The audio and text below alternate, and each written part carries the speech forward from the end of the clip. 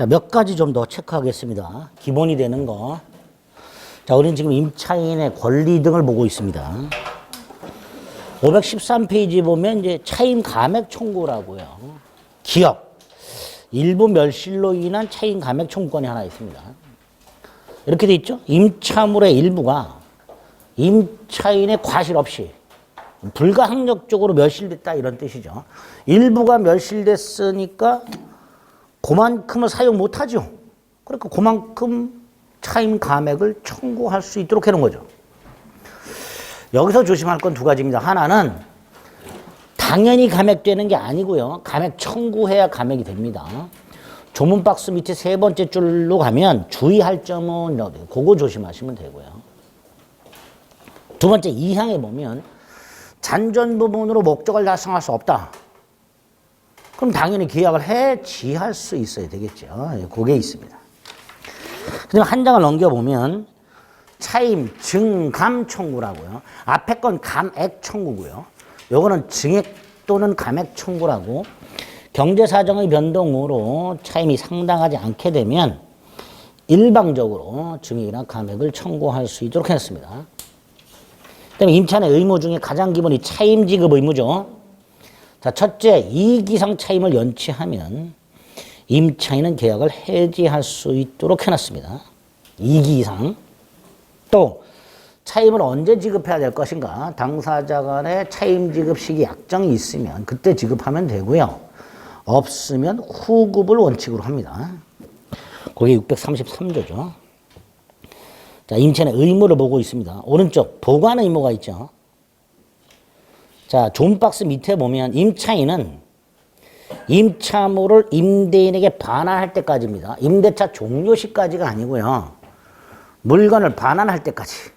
임대차가 종료됐다 하더라도 반환 안 하고 있는 경우도 있을 수 있기 때문에 목적물을 반환할 때까지 남의 물건이니까 조심조심 다뤄야 되죠. 선량 관리자의 의무.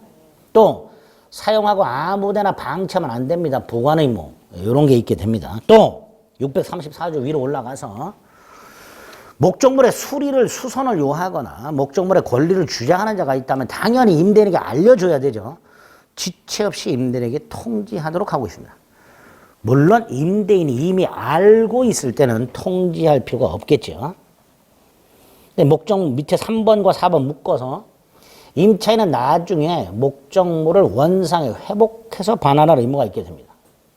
이런 것들이 아주 기본이 되는 의무다라고 생각하시면 돼요. 그 다음에 이제 5번은 갑의 물건을 을하고 병이 공동으로 빌린 경우, 갑 소유 건물을 을하고 병이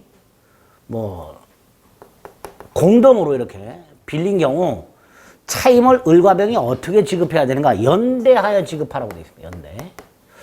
연대라는 건 이런 거예요. 대외적으로는 채무를 전부 부담합니다. 대외적으로. 연대 채무자들이 대외적으로 즉 채권자에게 전부를 부담합니다. 그리고 내부적으로 정산을 하는 이런 관계를 연대라고 합니다. 그러니까 을과 병은 갑에서 각자가 차임 전부를 지급할 의무를 부담해요. 그리고 둘이 내부적으로 뭐 한다? 정산. 요걸 연대 의무라고 합니다.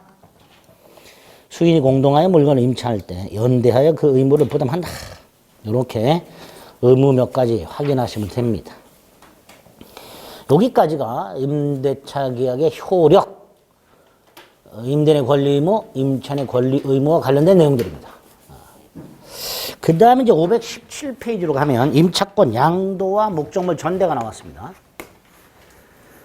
각과 을사의 임대차 계약을 한 상태에서 을이 임차권을 팔거나 임차권 양도, 목적물을 재임대하거나 전대 이렇게 되죠. 자, 임차권을 양도하게 되면요. 임차인이 바뀌어요. 이렇게.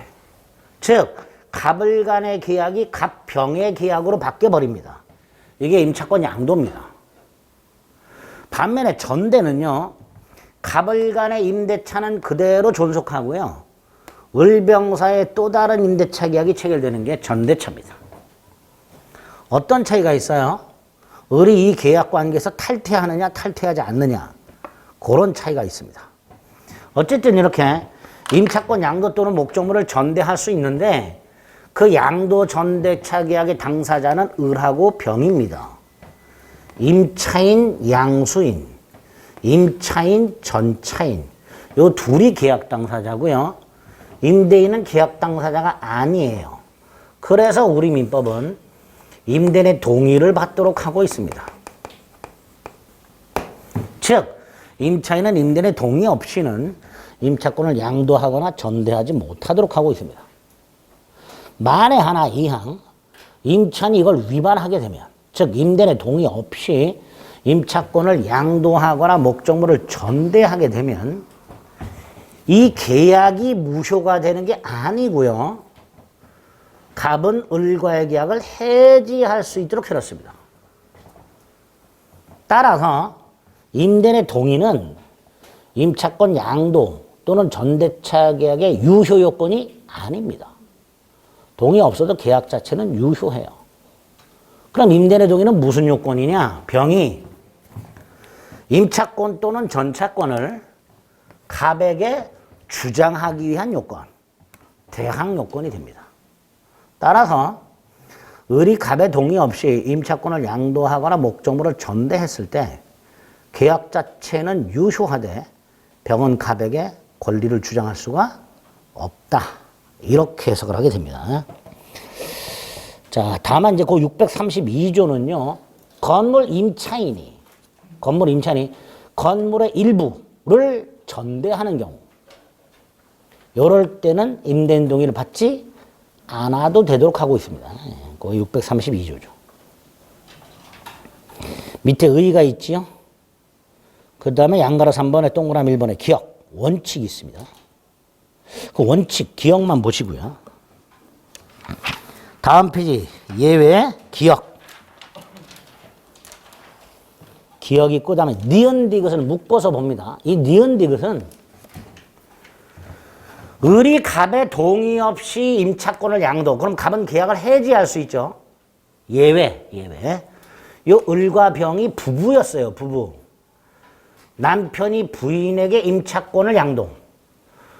갑소유 상가 건물을 빌려가지고 가구점을 운영하면서 부부가 중간에 임차권을 남편이 부인에게 넘겨준 경우.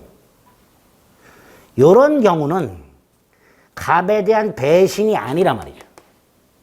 따라서 갑은 해지권이 없다. 이런 예외 판례가 니은과 디귿입니다. 그 다음 임대인의 동의가 나왔죠. 임대인의 동의는 양도전대 유효요건이 아니고 대항요건이다. 동의는 양도전대 이전에 해야 되는 건 아니고 그 후에 해도 상관없다. 그 다음에 한 번 한 동의는 철회하지 못한다. 판례입니다. 한 번 한 동의는 철회하지 못한다. 이런 식으로 기본적인 조문을 확인한 다음에 사례 형태를 대비하셔야 되고요. 그 중에서 특히 무단양도, 무단전대. 법률 관계가 거의 비슷합니다. 자, 무단양도, 무단전대란 갑의 동의 없이 을이 임차권을 양도하거나 목적물을 전대한 경우를 말할 것이고요. 이렇게 무단양도 또는 무단전대가 있을 때 이 세 사람의 법률 관계를 기억하셔야 됩니다. 먼저 을과 병의 관계. 첫째, 계약은 유효하죠. 두 번째, 을은 갑의 동의를 받아줘야 되죠. 을은 병으로 하여금 갑소유 물건을 사용할 수 있게 해줘야 돼요. 그러려면 갑의 동의를 받아줘야 됩니다.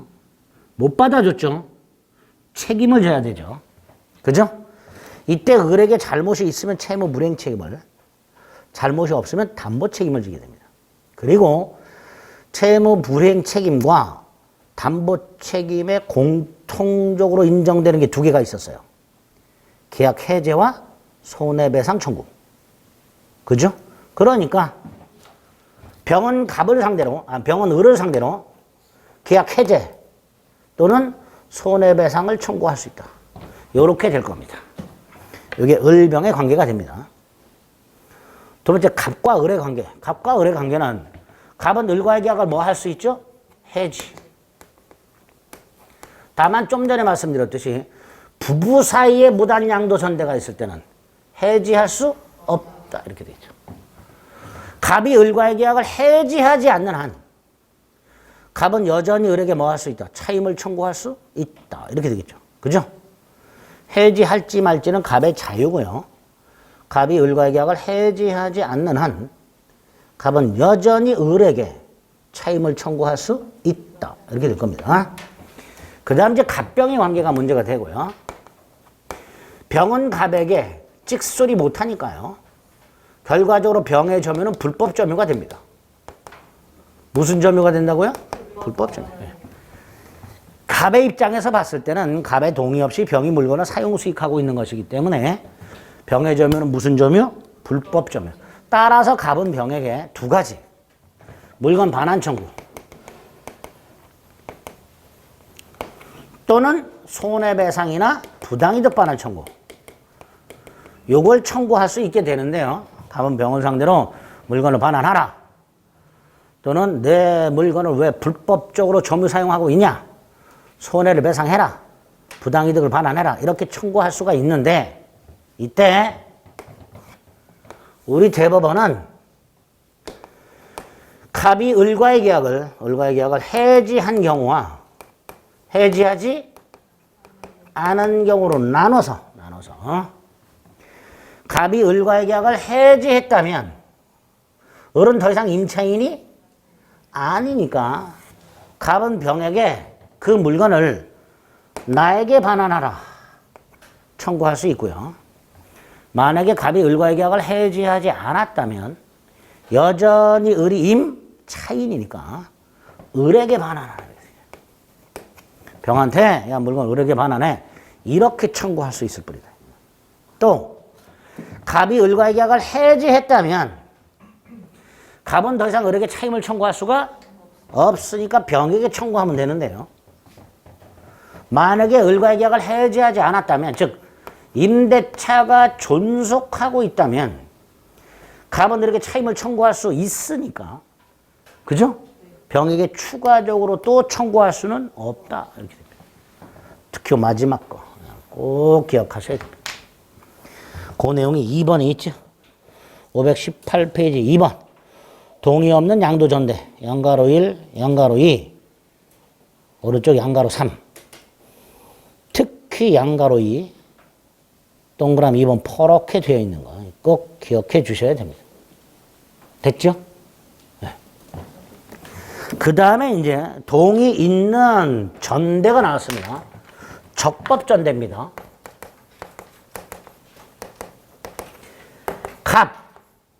갑의 동의를 받아서 전대한 경우. 첫째, 우리 민법은 임대인은 전차인에게 직접 권리를 행사할 수 있도록 해놨습니다. 하지만 직접 의무를 부담하진 않아요. 자, 여기서 직접 권리를 행사한다는 것은 직접 차임을 청구할 수 있다 이런 뜻입니다. 갑이 병에게 직접 뭐 할 수 있다고요? 차임을 청구할 수 있다. 반면에 의무를 부담하지 않는다는 건 갑은 병에 대해서 직접 수선 의무라든가 비용 상환 의무를 부담하지 않습니다. 따라서 병은 갑에게 다이렉트로 수선을 청구하거나 비용 상환을 청구할 수가 없습니다. 이렇게 적법전대의 경우에는 임대인에게 굉장히 유리하게 규정을 해놨어요. 왜 이렇게 해놨을까요? 그래야 동의해 준단 말이죠. 네? 임대인의 동의를 유도하기 위해서 야, 너 동의해 줘. 그럼 너한테 이렇게 권리를 직접 행사할 수 있도록 해줄게. 이렇게. 특히 이 권리. 직접 차임을 청구할 수 있다고 그랬죠. 문제가 생겼어요. 을도 병에게 차임 청구하죠. 병이 을에게 차임을 지급했겠죠. 갑이 또 차임 청구 들어오겠죠. 병은 을에게 차임을 지급했음을 이유로 갑의 차임 청구를 거절하지 못한다. 네? 즉 을의 병에 대한 차임 청구보다 갑의 병에 대한 차임 청구가 우선합니다. 적법전대의 경우에 전차인은 전대인에게 차임을 지급했음을 이유로 임대인의 차임 청구를 거절하지 못한다. 이게 적법전대에서 아주 중요한 내용이 됩니다. 630조에 보면 이렇게 돼 있죠. 1항에 임차인이 임대인의 동의를 얻어 전대했을 때 전차인은 직접 임대인에게 의무를 부담한다. 이 경우에 전차인은 전대인에 대한 차임 지급으로 임대인에게 대항하지 못한다. 못을 박아놨죠? 네, 못을 박아놨어요. 그래서 다음 페이지. 동그라미 2번.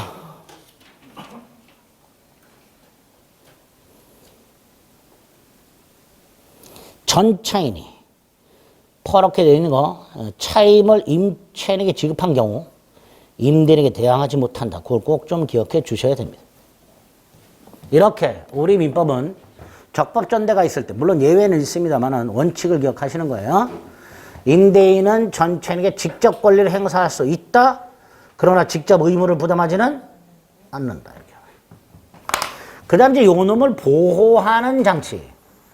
적법 전차인을 보호하는 장치가 4가지가 나오는데요. 첫째가 전차권의 존속을 보호합니다. 이렇게. 갑과 을이 합의로 계약을 해지하거나 합의. 을이 임차권을 포기. 그럼 임차권 소멸하죠. 을의 임차권이 소멸하면 병의 전차권을 소멸하는 게 원칙입니다.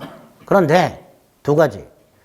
갑과 을이 합의로 임대차 계약을 해지하거나 을이 임차권을 포기함으로써 임차권이 소멸한 경우에는 전차권은 소멸하지 않는다.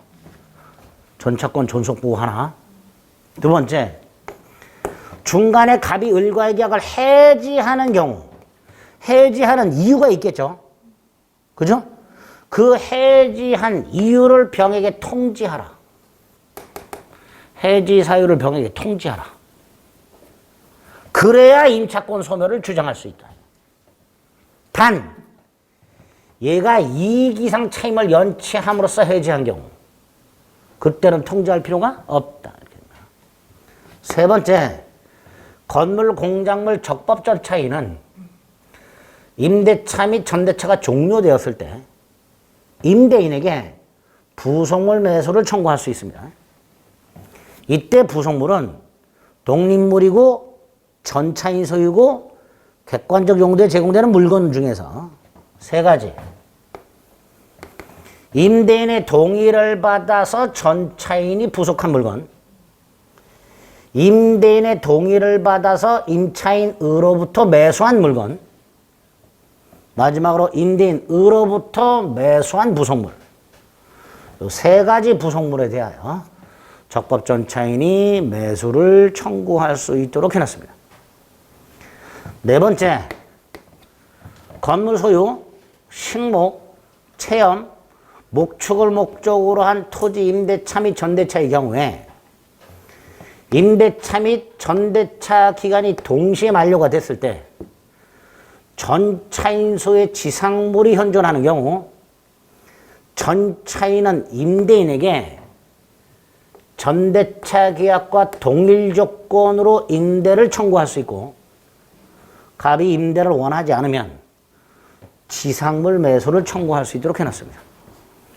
이렇게 적법 전차인을 보호하는 4가지 장치가 있는데, 이 4가지 장치는 뭐 정밀하게 기억할 필요는 없고요. 적법 전대체에서 나온다 정도를 기억해 두시면 돼요. 예전에 무단전대와 관련된 설명으로 옳은 것은 이런 문제가 나왔었고요. 나머지 4개가 요거였습니다. 이렇게. 적법전대 지문이 나온 적이 있습니다. 그래서 4번 전차인 보호를 위한 특별규정 631조 전차인 전차권 존속, 638조 해지 통고 시 전차인에게 사유를 통지하라, 644조 임대 청구권 및 지상물 매수 청구권, 644조 부속물 매수 청구권, 이런 것들이 있다. 이런 것들. 이런 것들이 적법전 차인 보호장치다. 요 정도. 자, 다 했습니다. 523페이지는 아까 봤던 임대차 종료 사유 중에서 해지 통고해야 한 종료와 즉시 해지만 구별해 주실 수 있으면 됩니다. 됐죠? 자, 522페이지 문제 하나 살짝 봅니다. 갑소유 X토지를 건물 소유 목적으로 임차한 을은 갑의 동의 없이 병에게 전대하였다. 무단 전대죠. 자, 동그라미 1번. 계약 자체는 유효하다. 그 다음에 2번하고 3번을 봤더니 이렇게 돼 있어요. 갑과 을 사이 임대차가 존속한다고 돼 있죠. 이 말이죠. 갑이 을과의 계약을 해지하지 않았다죠. 그러니까 갑은 병을 상대로 손해배상이나 부당이득 반환을 청구할 수가 없다. 이렇게 되겠죠. 4번은 을이 만약에 건물을 보존 등기했습니다. 자, 을이 보존 등기했다는 것은 을이 622조 대항력을 갖췄다 이런 뜻이죠. 그 상태에서 갑이 땅을 팔았다. 을은 정에게 뭐 할 수 있다? 지상물 매수를 청구할 수 있다. 대항력이 있으니까. 즉 앞에서 봤던 622조 대항력, 그 다음에 지상물 매수 청구권, 그리고 무단전대, 이 결합해서 나옵니다. 질문. 4번 다시 한번. 을이 신축한 건물에 등기를 마쳤다. 이 지문을 보고요. 이걸 보고 이게 떠올라야 돼요. 아, 을은 대항력이 있구나. 이게 떠올라야 돼. 그 상태에서 갑이 땅을 팔았단 말이죠. 그러니까 을은 정에게 지상물 매수 청구할 수 있다라고 해야죠. 4번이 틀렸죠. 만약에 을이 건물 소유권을 종료 전에, 여기 보세요. 얘가요, 건물을 지은 다음에 이 건물을 무한테 팔았대요. 그럼 얘는 더 이상 건물 소유자가 아니잖아요. 그러니까 지상물 매수를 청구할 수 없다. 이렇게 되죠. 앞에서 봤던 것들이죠. 판례. 이런 식으로 지문이 나오게 됩니다. 생각할 게 많죠? 예? 예, 생각할 게 많은 게 아니라 문제 파악부터 해야지. 뭘 물어보는 건지. 4번하고 5번 같은 것들. 지상물 매수 청구 문제를 물어보는. 됐죠? 그 정도. 자, 그래서 일단 민법상의 내용들은 다 끝이 났고요. 이제 민사특별법으로 가봅니다. 민사특별법 중에서 세 가지만 한다 그랬어요. 주택임대차, 상가건물임대차, 그 다음에 5장에 있는 부동산 실권이자 명의 등에 관한 법률 세 가지만. 자, 특히 주택임대차 보호법과 상가건물 임대차 보호법은 오늘 체크해 드리는 거를 달달달달 암기하셔야 돼요. 이거는 뭐 이해고 나발이고 필요 없어요. 조문 자체가 거지같이 되어 있기 때문에 그 조문을 정확하게 암기해 두셔야 됩니다. 그리고 나서 판례를 덧붙이든지 말든지, 조문도 정확하게 모르는 상태에서 판례 같은 거 괜히 어려운 거 쳐다보고 있어 봐야 의미 없습니다. 주임법, 상임법은 특히 최근에 몇 년 동안 굉장히 논란이 많았잖아요. 뭐 임대차 3법이란 것도 있고 막 그래서. 그래서 올해도 적어도 주임법, 상임법에서 아무리 못해도 2문제 내지 3문제가 나올 수 있으니까 정확하게 숙지하셔야 됩니다. 두 번째, 주택임대차보호법을 먼저 하고요. 상가건물은 주택임대차와 다른 부분, 거의 구조가 똑같고 내용이 대동소이합니다. 다만 다른 부분들이 있어요. 그거를 상가건물 임대차는 확인하시면 돼요. 주택임대차보호법과 다른 거. 그럼 먼저 주택임대차보호법이 나왔습니다. 주택임대차보호법은 왜 만들었을까? 제정 목적. 이 주택임대차보호법은 어디에 적용되는가? 적용 범위. 그리고 주택임대차보호법에서 핵심적인 내용이 뭐냐? 대항력 부여. 보증금 회수 보장. 존속기간 보장. 이 세 가지.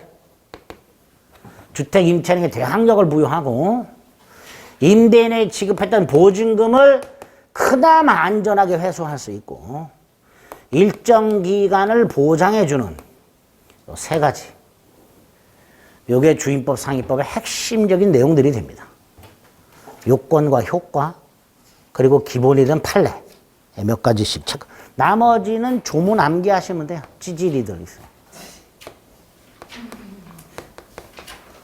찌질이들 몇 개 조문만 암기하시면 돼요. 먼저 주택임대차보호법은 주거용 건물, 줄여서 주택이라고 부르죠. 주택의 임대차에 대한 민법의 특례를 정하여 국민의 주거 생활의 안정의 보장을 목적으로 하고 있습니다. 따라서 적용 범위와 관련해서 두 갈래, 인적 적용 범위와 물적 적용 범위가 나오는데요. 인적 적용 범위는 임차인이 누구냐의 문제고요. 일단 임차인은 자연인 및 외국인. 요게 임차인. 따라서 법인. 이 임차인인 경우는 원래 안 된단 말이죠. 법인은 주거 생활이라는 게 있을 수 없기 때문에 제정 목적 자체가 주거 생활의 안정 보장이라고 되어 있습니다. 법인은 주거 생활이라는 게 없죠. 그러니까 법인이 임차인인 경우는 원칙적으로 주임법이 적용이 안 됩니다. 그런데 535페이지 보면 예외가 있습니다. 인적 범위의 동그라미 2번과 동그라미 3번. 동그라미 2번은 주택 도시기금을 제외원으로 주택을 빌려가지고 무주택 서민에게 재임대 사업을 하는 토지주택공사나 서울도시공사 같은 지방공사, LH공사나 SH공사. 이런 경우에 요 LH공사나 SH공사가 주택, 경기도는 이제 경기도 지방공사인가요? 뭐 있죠. 경기 뭐지? 무슨 공사지? 뭐지? 하여튼 그런 지방공사가 주택을 임대하여 입주자를 선정해가지고 이 입주자가 주택을 인도받고 주민등록을 하면 이 입주자가 아니라 공사가 대항력이 생깁니다. 공사가. 그게 동그라미 2번이죠. 3번은 중소기업 기본법에서 정한 중소기업이 직원의 숙소용으로 주택을 임대하여 그 직원을 선정해서 직원이 인도 및 주민등록을 하면 중소기업이 대항력을 갖도록 중소기업이 이렇게 예외가 두 개가 있다. 인적 적용 범위 꼭 기억하셔야 됩니다. 왼쪽 목적 기억하시고요. 성질은 민법의 특별법이라고 돼 있고 오른쪽 강행규정이라고 돼 있죠. 다만 이제 편면적 강행규정이라고요. 주택임대차보호법을 위반하는 약정이 모두 무효가 되는 게 아니고요. 임차인에게 불리할 때 무효가 됩니다. 임차인에게 불리하지 않으면 무효가 아닙니다. 이런 걸 편면적 강행규정이라고 합니다. 그 다음 이제 물적 적용 범위가 나오는데요. 물적 적용 범위는 일단 주거용 건물의 임대차죠. 그 주거용 건물의 전부뿐만 아니라 일부, 주거용 건물의 전부를 주거용으로 사용하는 경우뿐만 아니라 주거용 건물의 일부를 주거용, 일부를 비주거용으로 사용하는 경우에도 주임법이 적용이 됩니다. 그러면 전체가 비주거용이라면 그 비주거용 건물의 일부를 주거용으로 사용한다 하더라도 주임법은 적용되지 않겠지요. 그럼 결국 이런 경우에 일부는 주거용, 일부는 비주거용으로 사용하고 있을 때 전체적으로 이게 주거용 건물이냐 비주거용 건물이냐를 구별해야 되겠죠. 자, 뭘 가지고 구별하는가? 계약 당시 실지 용도. 공부상 용도가 아니라 계약 당시 실지 용도로 구별하게 됩니다. 여기서 실지 용도로 구별한다는 건 두 가지예요. 하나는 실질적으로 임차인이 그 장소에서 의식주 활동을 하고 있는가. 두 번째, 주거용으로 사용되는 면적이 어느 정도인가? 세 번째, 임차인에게 다른 주거용 건물이 있는가? 에? 이런 것들을 가지고 실질적으로 판단한다는 거예요. 그렇게 판단한 게 다음 페이지에 보면 뭐 인쇄소, 슈퍼마켓, 다방 등등이 있습니다. 몰라도 됩니다. 아주 옛날에는 물어봤었는데 지금은 안 물어봐요, 이런 거. 인쇄소하고 슈퍼마켓은요, 일부는 인쇄소 및 슈퍼마켓으로, 일부는 주거용으로. 다방은 일부는 다방으로, 내실은 주거용으로. 이런 경우예요. 그런데 인쇄소나 슈퍼마켓은 주거용 건물로 보고요. 다방은 비주거용 건물로 보고 있습니다. 판례가. 기준이 뭐냐? 면적입니다. 면적. 거의. 네, 그런 거 몰라도 돼요. 네. 뭘 기억하자? 계약 당시 실지용도. 그렇게 확인하시면 됩니다. 그래서 535페이지 하단에 물적 범위 동그라미 1번 주거용 건물이 전부 또는 일부 임대차. 그래서 다음 페이지 주거 일부가 비주거용으로 사용되는 경우에도 추임법은 적용이 된다. 판례 밑에 미등기 주택전세라고 돼 있죠. 여기서 착각하시면 안 되는 게요. 주택이 미등기라는 게 아니고요. 전세권을 등기하지 않았다 이런 뜻입니다. 주택의 미등기 전세를 말합니다. 미등기 주택 전세가 아니고요. 주택의 미등기 전세를 말해요. 미등기 전세가 뭐예요? 전세권 등기하지 않은 전세계약. 채권적 전세고요. 임대차의 일종입니다. 우리 아파트 같은 거 전세로 많이 살지요? 그런 거. 전세권 등기하지 않은 전세. 4번 주거용 건물이기만 하면요. 이 건물은 미등기 건물이어야 되고요. 무허가 건물이어도 됩니다. 반면에 오른쪽 호텔이나 여관의 숙박계약 같은 일시 사용 임대차 적용 안 됩니다. 숙박업소에 숙박계약하는 게 주택임대차냐? 그렇다. 그 객실은 주거용이잖아요. 호텔 객실이 비주거용인가요? 거기서 영업하나요? 주거용이에요. 다만 일시 사용하죠. 주임법 적용 안 한다는 거예요. 반면에 주택의 대지에는 적용이 된다라고 되어 있습니다. 자, 주택의 대지에 적용된다라는 건 임차인은 주택의 경매 대가로부터 보증금을 우선 변제받을 수 있도록 해놨습니다. 여기에 대지를 포함합니다. 대지 경매 대가에서도 보증금을 우선 변제받을 수 있습니다.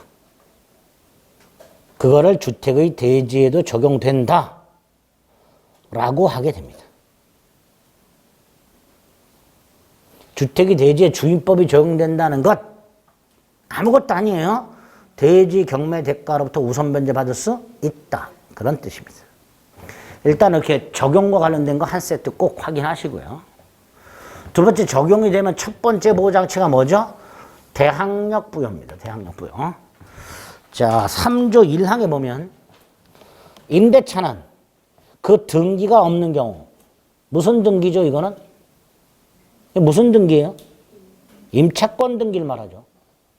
예? 임차권 등기가 없어도 주택을 인도받고 주민등록을 마치면 다음날 제3자에 대해서도 효력이 생긴다. 예? 이게 대항력이야. 즉 주택 임차인이 인도 및 주민등록을 하면 그 다음날부터 대항력이 생기는데 이때 대항력이 뭐예요? 제3자에게도 임차권을 주장할 수 있다라는 뜻입니다. 그게 1항이에요. 그런데 4항을 보면 더 나아가서 아예 양수인은 임대인 지위를 승계한 것으로 본다 이렇게 나왔습니다. 그래서 1항과 4항을 묶어서 이걸 대항력이라고 생각하시면 돼요. 4항에 보면 주택 양수인은 임대인 지위를 승계한 것으로 본다 이렇게 돼 있죠. 자, 이 임대인 지위를 승계한 것으로 본다. 의 핵심이 뭐예요? 보증금 반환 의무. 병이 보증금 반환 의무를 승계한 것으로 봅니다. 그러니까 나중에 어른 병한테 보증금 돌려달라 할 수 있게 됩니다. 이게 대항력의 뜻이야. 요건은 인도 및 주민등록인데 임차인이 스스로 주민등록을 옮기지는 않아요. 임차인은 동사무소 가서 뭐 하죠? 전입신고. 그래서 3조 1항 단서에서 뭐라고 해놨어요? 전입신고한 때 주민등록한 것으로 본다 그랬어요. 여기서 전입신고한 때가 뭐냐? 임차인이 동사무소 가서 전입신고서를 작성하여 공무원에게 제출한 때가 아니라 공무원이 전입신고서를 수리한 때. 한 장을 넘기면 대항요건의 5번째 줄 행정청이 수리한 경우라고 돼 있죠. 공무원이 주소기재 기재가 잘못됐다는 것을 이유로 반려할 수도 있어요. 그죠? 그러니까 전입신고서가 행정청에 도달한 때가 아니고요. 수리한 때가. 그럼 이렇게 됩니다. 임차인이 전입신고서를 제출하여 그 전입신고서를 공무원이 수리한 때, 네? 수리한 때 주민등록한 것으로 보고 다음날 0시에 대항력이 생기는 거예요. 그렇게 기억하셔야 됩니다. 전입신고서를 수리한 때 주민등록한 것으로 보고 다음날 0시에 대항력이 생긴다. 이렇게 연결해서 기억하셔야 됩니다. 됐지요? 자, 그 다음에 이제 1번에 주택의 인도라고 되어 있는데, 인도는요, 임차인이 주택을 점유하는 걸 말합니다. 이때의 점유는 임차인이 직접 점유해도 되고, 간접 점유해도 됩니다. 자, 간접 점유가 뭘까? 아까 봤던 거 전대 생각하시면 돼요. 갑이 을에게 주택을 임대, 을이 갑의 동의를 받아서 병에게 전대. 그래서 전차인 병이 주택을 직접 점유하고 주민등록을 했어. 전차인이. 이렇게 전차인이 주택을 인도받고 주민등록을 하면 누가 대항력이 생긴다? 을이 대항력이 생긴다. 을이.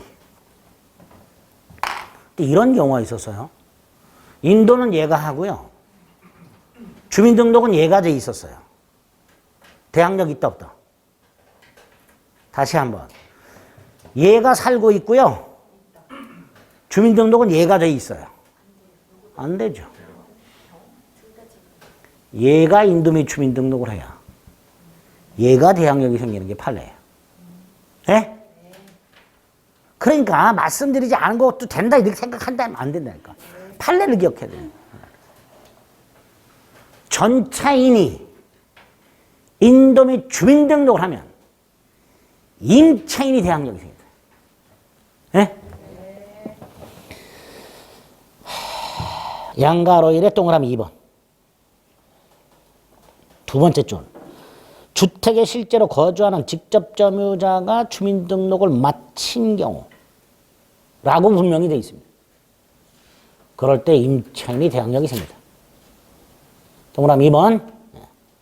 그 다음에 주민등록과 관련해서 몇 가지. 먼저 오른쪽 기업, 다세대, 집합건물이죠. 동호수까지 신고해야 되죠. 반면에 다가구, 단독이죠. 동호수 필요 없고 집업만 기재. 리얼, 전입신고서에 주소를 정확하게 기재했는데 공무원이 깜빡하고 잘못 기재. 대항력 있다. 리얼. 쭉 내려서 동그라미 2번. 임차인 자신의 주민등록이어야 되느냐? 아니다. 동거가족의 주민등록으로도 충분하다. 동거가족의 주민등록으로도 충분하다. 동그라미의 세 번째 줄. 다음 페이지. 이 인도 및 주민등록은 계속 존속하고 있어야 돼요.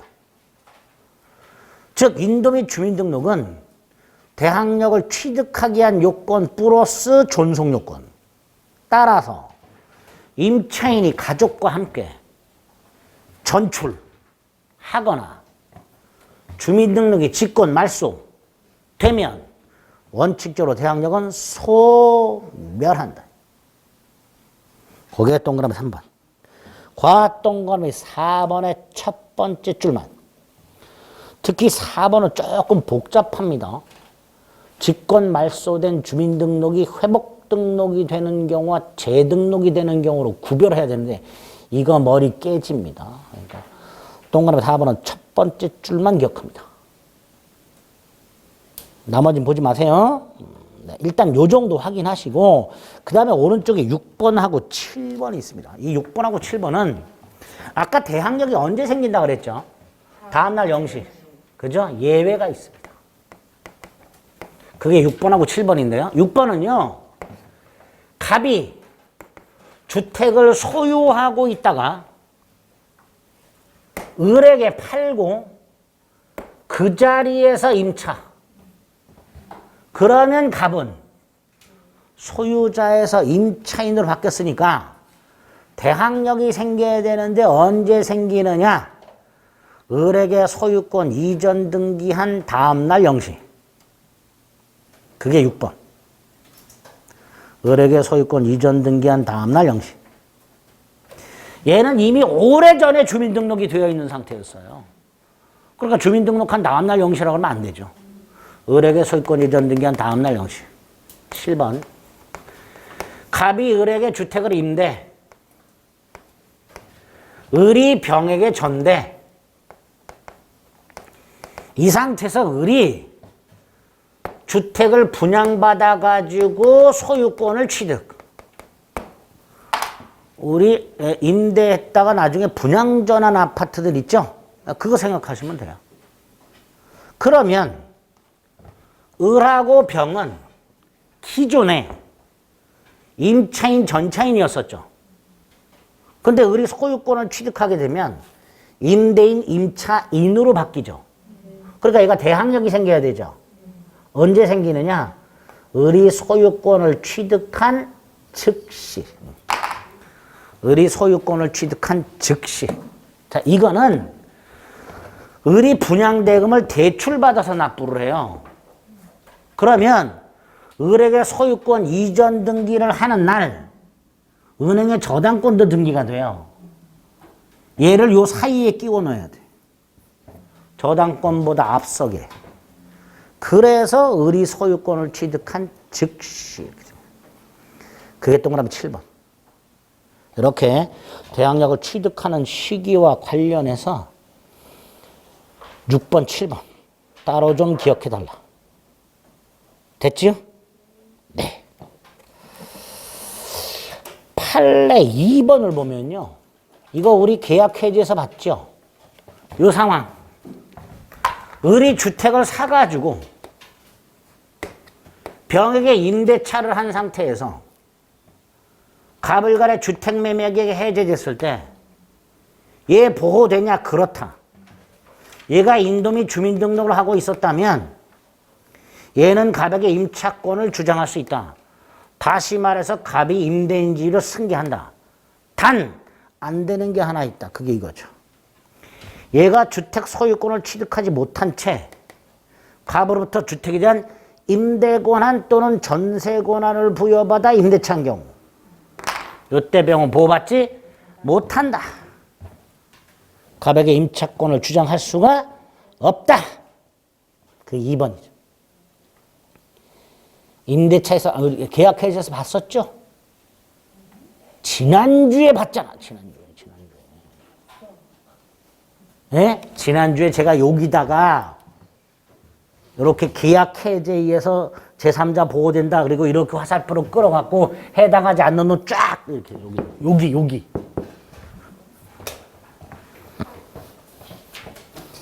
몰라. 기억을 하든지 말든지 해주셔야 돼요. 네.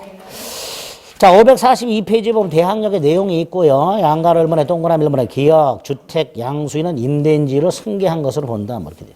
따라서 네 번째 줄 보증금 반환 채무도 양수인에게 이전된다. 그런데 여러분이 을인데요. 새로운 소유자가 왔어요. 새로. 제가 이번에 집을 샀는데요. 나가실 때 보증금 제가 돌려줍니다. 걱정하지 마세요. 그런데 검은 양복에 머리가 짧고 다리를 털면서 왼쪽 팔뚝에 착하게 살자와 피카츄 문신이 그려져 있어요. 무섭지요?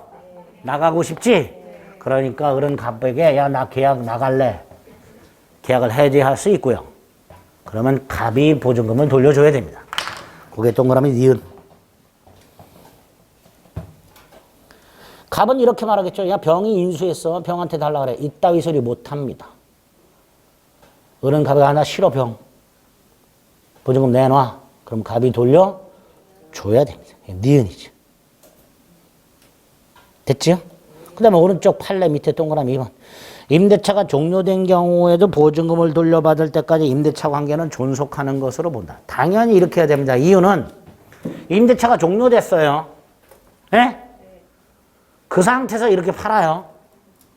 만약에 임대차가 만료된 걸로 보면요. 얘는 더 이상 임대인이 아니기 때문에 얘는 임대인지를 승계하지 못하는 문제가 생겨요. 그러니까 임대차가 종료되었다 하더라도 보증금을 돌려받을 때까지는 임대차는 존속하는 걸로 봐야 될 겁니다. 그게 동그라미 2번. 그 다음에 양가로 2번 제3자와의 관계라고 되어 있는데요. 여기서 조심할 게 다음 페이지 동그라미 2번입니다. 좀 전에 을이 인도미 주민등록을 하게 되면 다음날 대항력이 생기고 그 이후에 신소유자에게 임차권을 주장할 수 있으며 따라서 신소유자가 임대인지를 승계한다 그랬죠. 그런데 안 되는 경우가 하나 있다. 이 주택에 얘보다 먼저 저당권자가 있었어. 저당권자가. 우리 이런 아파트 많지요? 주택담보대출 받은 주택들 임대 들어가는 경우 많잖아요. 등기부 때 보면 선순위 은행 있잖아. 그런 경우. 그걸 얘가 빌려. 보통 중개사보는 뭐라 그러죠? 이 아파트가 시세가 10억이고 근저당권자 채권 최고액이 2억이니까 에? 혹시라도 경매가 되더라도 보증금 전부 회수할 수 있습니다. 뭐 이렇게 살살 꼬셔갖고 임대하잖아. 에? 그런 경우 생각해 보시면 돼요. 어쨌든 선순위 저당권이 있는 상태에서 임대차 계약을 했고 인도미 주민등록을 해서 대항력을 갖추고 있는 상태에서 이 주택이 경매가 되었을 때 경매, 매매가 아니라 그러면 요게 말소 기준 권리가 돼요. 요게 뭐가 된다고요? 말소 기준 권리. 따라서 임차권도 소멸해 버립니다. 즉 얘가 아무리 대항력권을 갖추고 있었다 하더라도요. 경락인에게 대항할 수가 없습니다. 그래서 배당에 참가하여 보증금을 반환받고 다 받든 못 받든 집을 비워줘야 됩니다. 이런 게 요새 흔히 말하는 깡통전세라고 부르는 거죠. 그죠? 중개사 말 믿고서 덜렁 들어갔다 큰일 나는 경우 많죠. 왜? 숨겨져 있는 세금 체납이 엄청나. 예? 10억, 얘 2억, 나 보증금 3억. 다 받을 것 같죠? 근데 경매가 딱 들어갔더니 국세청하고 4대 보험에서 각종 교부권자가 교부를 청구했는데 합해서 8억이야. 그럼 한 푼도 못 받고 나 앉아야 돼. 예? 이런 경우 보호가 안 돼요. 그런 겁니다. 동그라미 2번. 여기까지가 대항력. 지금 체크해드린 게 기본입니다. 기본. 그 다음 이제 보증금 회수가 나왔죠. 두 번째. 일단 보증금 회수와 관해서는 첫째가 임대인의 보증금 반환과 임차인의 주택 명도를 동시행 관계. 예? 보증금 반환과 관해서 민법에는 그런 게 없어요. 민법에는 보증금에 관한 내용이 없기 때문에 주택임대차에서 임대인의 보증금 반환과 임차인의 주택 명도가 무슨 관계? 동시행 관계. 이게 첫 번째. 두 번째. 얘가 보증금을 끝내 돌려주지 않으면 임차인은 주택을 경매를 넣어야 되는데요. 이때 저당권자와 같은 담보물권자들은 임의경매라고 해서 바로 경매를 신청할 수 있어요. 그런데 임차인 같은 일반 채권자들은 바로 경매를 신청할 수가 없고요. 집행권원이라는 게 일단 있어야 돼요. 그 집행권은 중에 대표가 승소확정 판결문입니다. 따라서 임차인은 목적물을 경매할 때 바로 경매를 넣지 못하고 강제 경매를 넣어야 돼요. 강제 경매를 넣으면 먼저 임대인을 상대로 보증금 반환 청구 소송을 제기해야 돼요. 이 보증금 반환 청구 소송에 보증금 액수와 상관없이 소액사건 심판법 규정을 일부 준용합니다. 민사소송법이 아니라 소액사건 심판법이라고 절차의 신속을 보장합니다. 민사소송을 하게 되면 변론기를 잡아갖고 사람 부르고 말 들어보고 해야 되는데 소액사건 심판법으로 가면 그런 거 필요 없어요. 그냥 서류만 왔다 갔다 하면 돼요.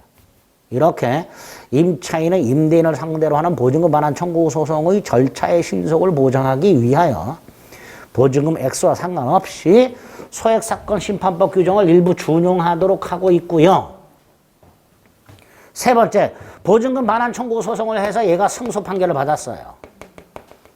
이 승소 확정 판결문이 집행권원이 됩니다. 집행권원은 뭐냐? 강제 경매를 정당화시켜주는 원인. 예? 경매법원은 집행권원을 봐야 경매를 시작해줘요.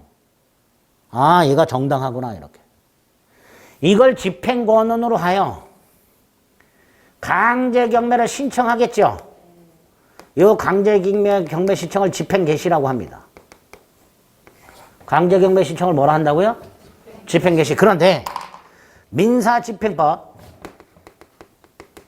41조에서는 동시이행 관계에 있는 자가 집행을 개시하려면 자신의 반대 의무를 이행 제공하라고 돼 있어요. 민사집행법 41조에서는. 그러면 임차인은 경매를 신청할 때 주택을 명도해야 한다가 돼요. 그럼 안 되겠죠. 명도하는 순간 대항력 상실, 우선변제권 상실. 따라서 특별규정을 만들어 놨죠. 임차인이 보증금 반환 청구 소송에 의한 승소 확정 판결문을 집행권원으로 하여 강제 경매를 신청하는 경우 반대 의무 이행 제공은 집행개시 요건이 아니다. 민사집행법 41조 규정에도 불구하고 주택을 명도하지 않고도 경매를 신청할 수 있다. 3조의 2의 1항. 임차인이 보증금 반환 청구 소송 확정 판결을 집행권원으로 하여 경매를 신청할 때 집행 개시 요건에 관한 민사집행법 41조 규정에도 불구하고 반대 의무, 즉 명도 의무 이행 또는 이행 제공은 집행 개시 요건으로 하지 아니한다. 조문 그지같이 어려워요. 조문이. 내용은 아무것도 아니야. 집을 비우지 않고도 경매를 신청할 수 있다. 그런 뜻입니다. 그거를 이렇게 해놨고요. 시험에는 절대로 집을 비우지 않고도 경매 신청할 수 있다. 이렇게 안 나옵니다. 이 지문이 나오지. 네? 그쵸. 이렇게 이 지문이 나온다니까. 그래서 조문부터 꼭 이해 암기하잖아요. 네? 나중에 여러분들이 의뢰인한테도 이렇게 얘기하셔야 돼요. 그래야 의뢰인도 잘 몰라. 아는 척하고 넘어가고 그런 거야. 뭘 안 돼요. 설명하면 아나, 의뢰인이. 아니야. 못 알아들어요. 여러분들 지금 공부 6개월 했는데도 못 알아듣는데. 알아들을까? 모르죠. 대충 넘어가는 거예요. 어쨌든 3조 2의 1항 확인하고요. 2항은 뭐냐? 네 번째죠. 이 주택이 경매 또는 공매되는 경우. 경매는 뭐고 공매는 뭐예요? 경매는 돈 안 갚은 거고요. 공매는 세금 안 낸 거. 그죠? 체납처분 공매라고 하죠. 경매는 법원이, 공매는 한국자산관리공사가 하죠. 어쨌든 그렇게 공경매 대가로부터 후순위 권리자보다 보증금을 우선 변제받을 수 있다. 3조의 2의 2항. 그러려면 대항요건 플러스 계약서의 확정일자를 받아놔라. 이게 우선 변제 요건입니다. 확정일자만 갖고는 안 돼요. 대항력만 갖고는 안 되면 둘 다. 그게 2항이죠. 대항요건과 계약증서상의 확정일자를 갖춘 임차인은 경매 또는 공매 대가로부터 후순위 권리자보다 보증금을 우선 변제받을 권리가 있습니다. 이때 사망, 임차인은 주택을 양수인이라고 돼 양수인, 경락인을 말합니다. 경락인에게 인도하지 않으면 보증금을 받을 수 없다. 어디에서? 법원에서. 그런데 그 인도하지 아니하는 경우 이렇게 돼 있죠. 그 인도 앞에요. 먼저 인도 X. 먼저 인도하라는 게 아닙니다. 자, 주택이 경매가 돼요. 여기 보세요. 주택이 경매가 돼. 그럼 얘는 보증금을 받을 거 아닙니까? 법원으로부터. 그런데 그러려면 인도하래. 경락인에게. 3조 2의 사망을 이렇게 들여다보면 인도하지 않으면 법원으로서 못 받아. 그러니까 순서상으로 하면 먼저 인도하고 받아라. 이렇게 해석이 되죠. 그런데 보증금 반환과 명도가 무슨 관계라고 그랬어요? 동시행관계. 그러니까 3조 사망의 인도를 먼저 인도라고 해석해서는 안 되고요. 그 인도를 인도하겠다는 증명을 해라. 이렇게 해석을. 근데 이 인도 증명에 대해서 법에 아무런 규정이 없어서 보통 실무적으로는 보증금을 회수하면 경락인에게 인도하겠다는 증명을 공증을 해가지고 그걸 법원에 제출해서 보증금을 회수하게 됩니다. 어쨌든 먼저 인도하라고 해석하면 절대로 안 된다는 거. 거기 사망.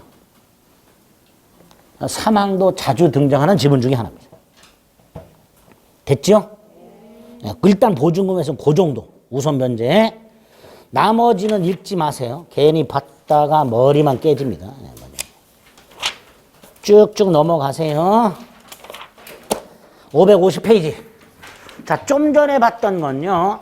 대항력과 확정일자를 요건으로 하여 후순위 권리자보다 먼저 받는 거예요. 그죠? 근데 이거 말고 최우선 변제 받는 애들. 최우선.